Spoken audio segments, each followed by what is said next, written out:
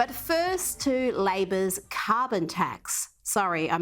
Labor's carbon emission reduction policies, which are not to be confused with a carbon tax. This is what we know of how these policies will work. Under Labor's plan to reduce emissions 43% by 2030, the nation's 215 biggest emitters would be restricted to a yearly threshold, raising the question what the cost or punishment would be applied to those businesses which go beyond the threshold.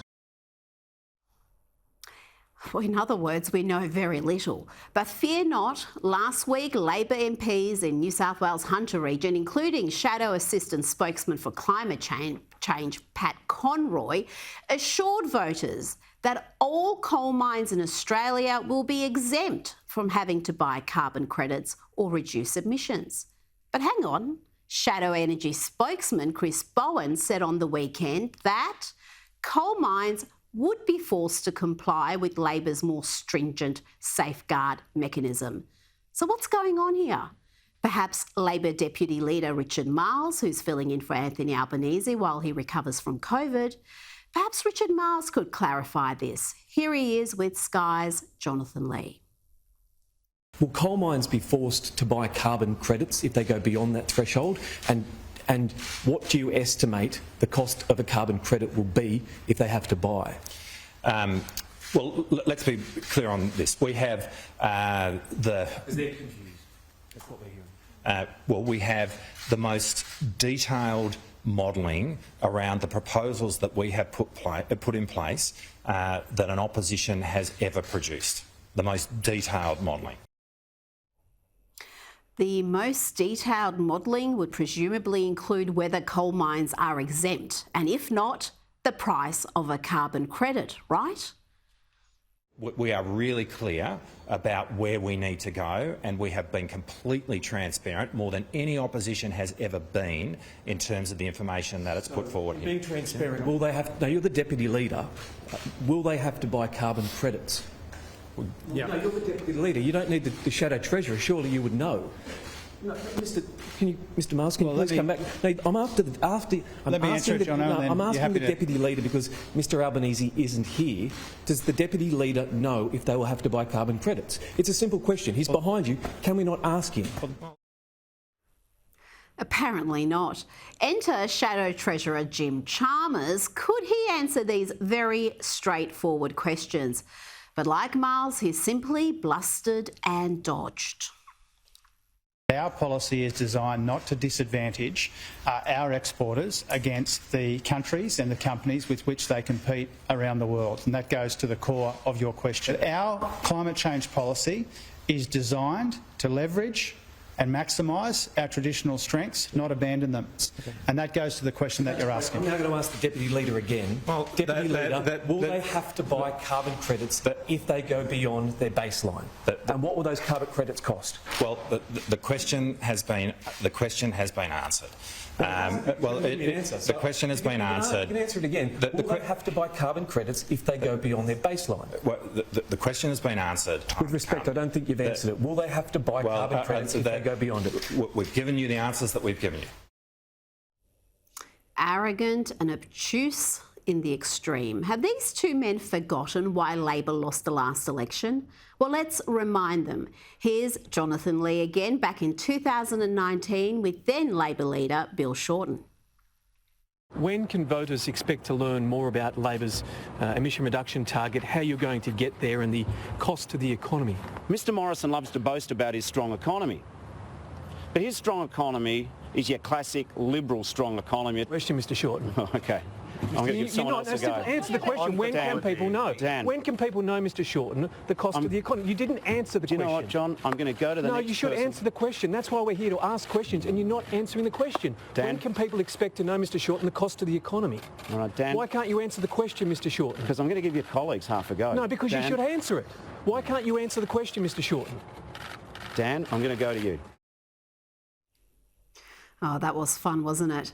Now, for Richard Marles, it's not just a matter of not being able to answer a simple yes or no question. It's the fact that he has been consistently and often spectacularly wrong when it comes to coal.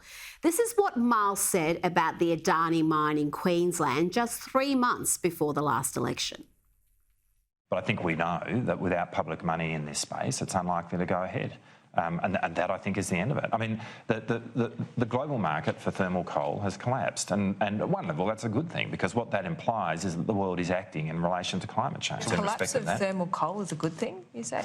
The global market for thermal coal, because what that implies is that the world is moving to more renewable energy sources. Does that affect jobs in Australia quite significantly?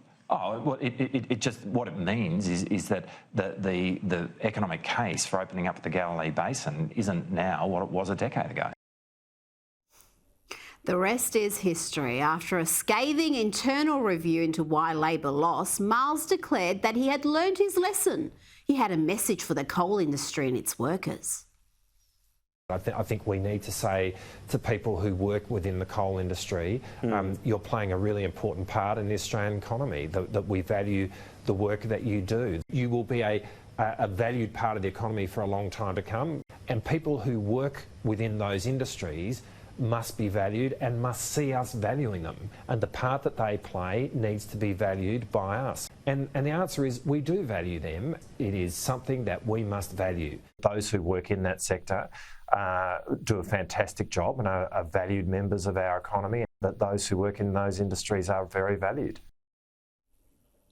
And Miles publicly repudiated his ill-informed declaration that the thermal coal industry was kaput. It would be around, he said, for a very, very long time. Coal forms a critical part of the Australian economy, and it will do for a very long time to come. Even in respect of thermal coal and thermal coal exports, they will continue to play a critical part in the Australian economy for decades to come. That was in November 2019. Now contrast that with what Miles said on Insiders just 3 months later when asked about Labor's attitude to coal-fired power stations and coal mines in general.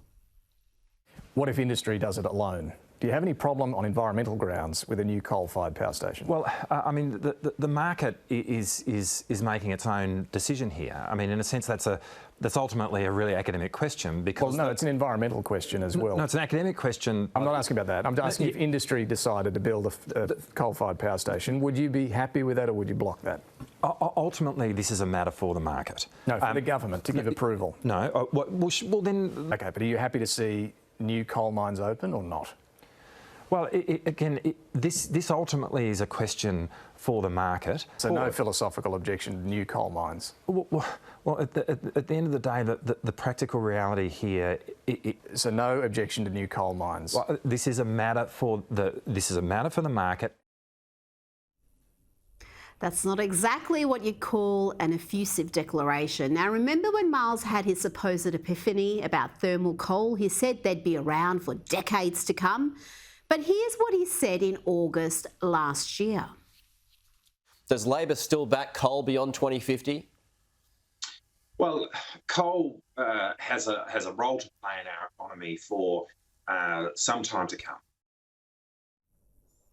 You can see where this is heading in the lead up to the election. As Adani CEO Lucas Dow said today in response to Labor's conflicting statements, coal miners deserve to know if political parties truly supported the sector or if they would levy taxes that will cripple the industry and cost regional jobs.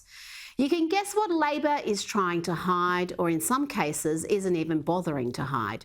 Take this for example. 4 months after Labor was defeated in the last election, Labor MP and member for Corangamite, Libby Coker, gave her maiden speech. And this is what she had to say about coal. Let me be clear. High-grade metallurgical coal is still necessary for steel production, but ultimately thermal coal will be replaced by other energy sources. We need a plan to transition from thermal coal. We can't pretend this change isn't happening or that thermal coal has a bright future. As the biggest coal exporter in the world, Australia has to take responsibility and reduce our carbon footprint. And I wonder who was the mentor of this anti-coal MP? You know who you are. You did the work, you supported me, and you kept me going. I'd like to thank the Labor MPs in and around Corangamite, in particular our Deputy Leader, Richard Marles.